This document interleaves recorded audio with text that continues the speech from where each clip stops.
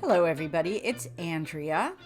My apologies for the long gap between this podcast and the last one. I was hoping to have an interview yesterday with Clark Neely, but our schedules went awry, and I will be speaking to him on Friday. He is with the Cato Institute, and he is talking about developing gun rights laws in America, which should be really, really interesting.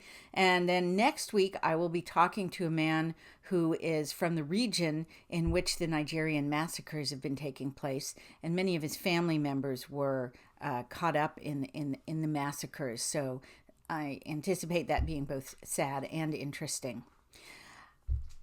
There's a Yiddish word, vermischt. I'm a little vermischt today. As readers know, my sister is in hospice and I'm far away, but I've been in communication with her and with her husband and with the doctor.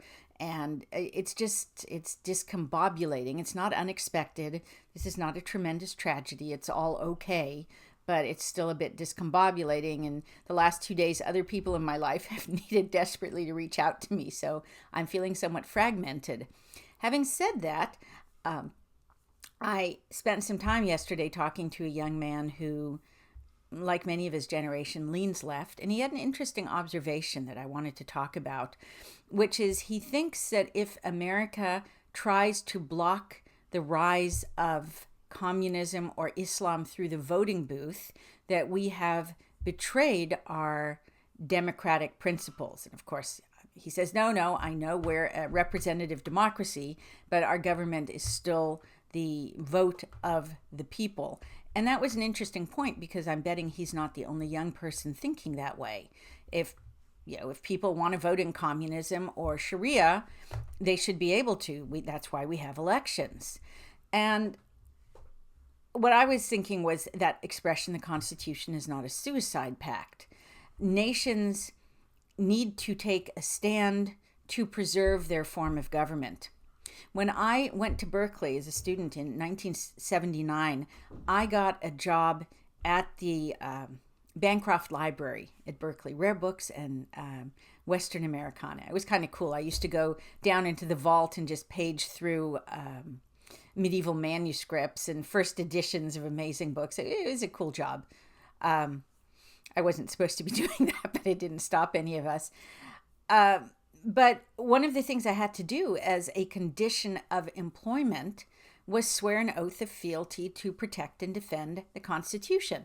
It wasn't obviously the same as the president or a member of the armed forces, but I swore fealty to the Constitution. Had I betrayed that oath, well, I don't know what would have happened. It was an oath, and it set the parameters of life then. You swore to protect and defend the Constitution, and what that meant was you were not going to vote for people who were explicit about their desire to destroy the Constitution. That would have violated my oath if I'd voted for someone who wanted to implement Sharia law.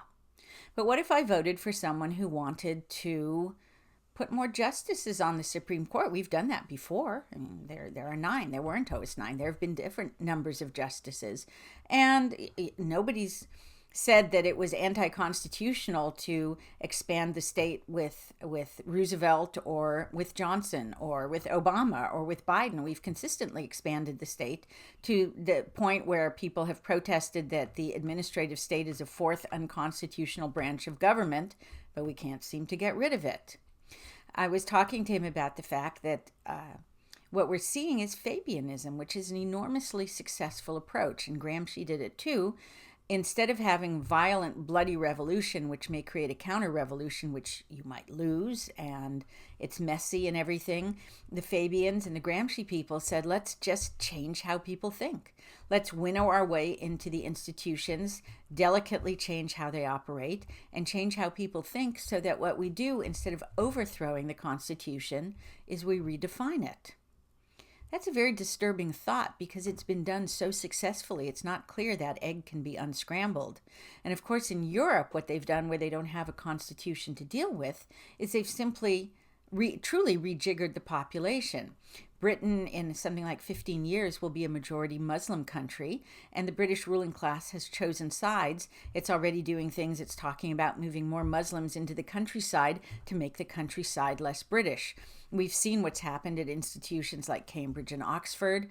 We see what happens with every institution. But here in America, look at our Smithsonian. It's the same thing. So we are at a very tenuous point in our constitutional democratic republic, where there is no doubt but that our institutions are being used to destroy the very institutions. This is how Slo-Mo communism works. You can take a stance against Sharia law. That's a pretty clear anti-constitutional doctrine, but you're going to have a harder time pushing back against, well, the people want to have more justices on the Supreme Court. And the people have elected representatives who will add 2 new states that just coincidentally vote only Democrat. And the people want X and the people want Y. Well, if the people want to vote themselves into socialism, as the old saying goes, they're going to have to shoot their way out. But they're not going to have the guns anymore to do it. Every wise socialist government, the first thing it does across the board is seize the weapons. This is, as I said, a very tenuous time, something to think about, because if it were an obvious threat to the Constitution, more people would take umbrage. When it's a Fabian threat, they're Al Gore's frogs in a pot of slowly boiling water. And on that cheerful note, something for you to think about. Until next time.